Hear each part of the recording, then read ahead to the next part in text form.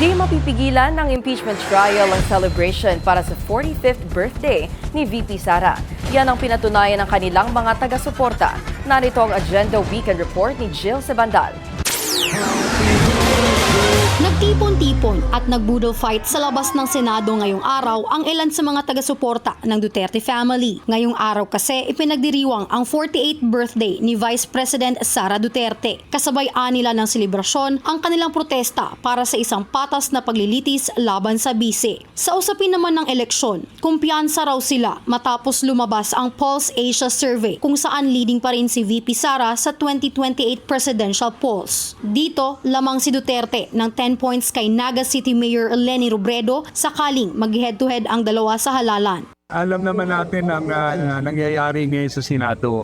Ang Senate ngayon ay ito na yung kauli-ulihang government institution na umaasa tayo na magkakaroon ng ng tunay na investigasyon, tunay na pagbukas sa maraming katanungan lalo-lalo na sa flood control scandal.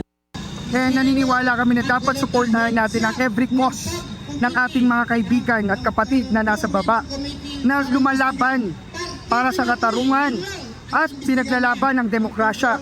Ganito rin ang pananaw ng ilang opisyal mula sa Davao City.